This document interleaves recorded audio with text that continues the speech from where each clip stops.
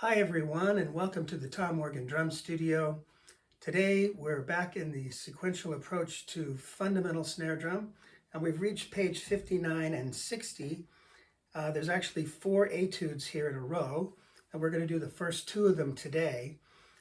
These are just kind of summary etudes that let you put to use all the different concepts and techniques we've learned so far. Now I'm going to be playing it on a pad rather than on a drum, just because I've noticed that my phone camera doesn't really pick up dynamics on the drum very well.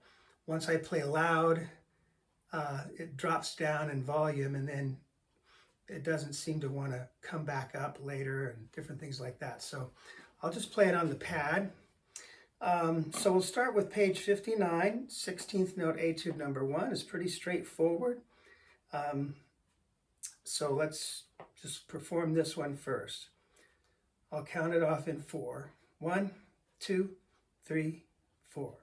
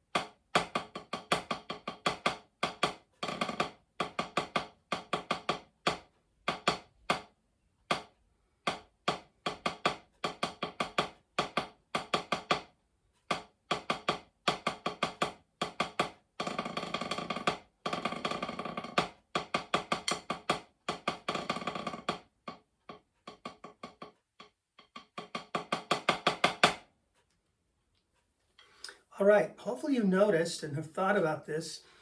I haven't mentioned it for a while, but don't forget the stickings that we've established way back quite a ways in the book, where we learned those 5 rhythms in compound or in simple meter, that we were always going to start the group of 16th notes, 4 16th notes with our right hand. We would always play 2 16ths and an 8th, right, left, right, an 8th and 2 16ths, right, right, left, and so forth.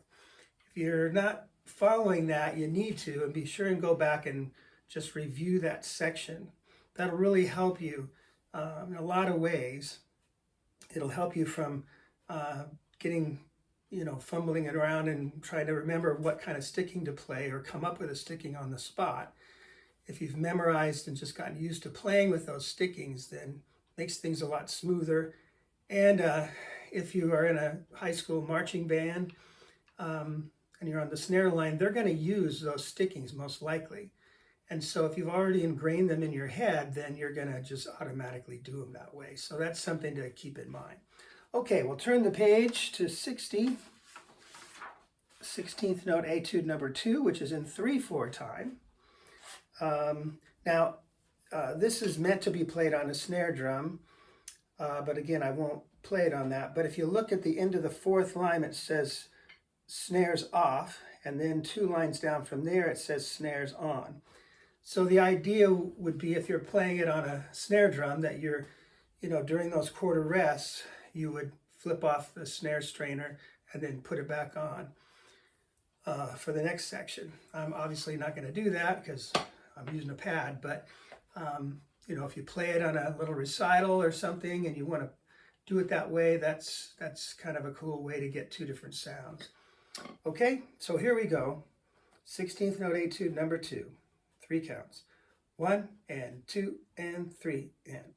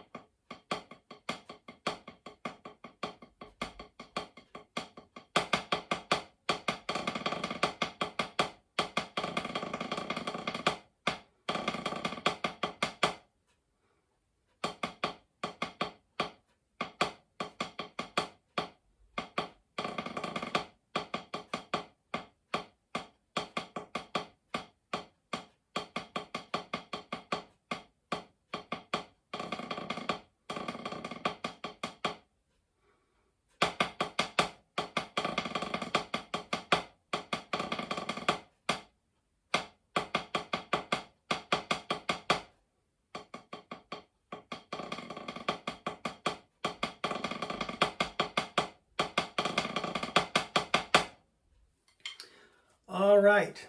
Notice on the last line we have those stair-step dynamics like we've had before. All righty. Now on the in the third line, the last two measures, if that's hard for you, if that's hard to keep your place when you have the accents there every third note, 1E and a 2E and a 3E and a 1E, a 2E and a 3E and a.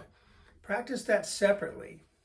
You can leave that out if you want to, but it's really good to practice that because that's a good skill to be able to have, kind of thinking in one meter when you're in another.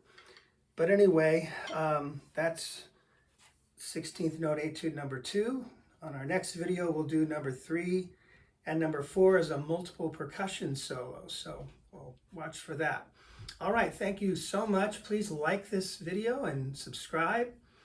And if you have bought the book and you're going through it with me, can you just mention that in the comments below? Just say, I'm going through the book, or I bought the book, I have the book, or whatever. So I'll know how many of you are actually going through the book with me. All right, thank you very much, and we'll see you in the next video. Bye-bye.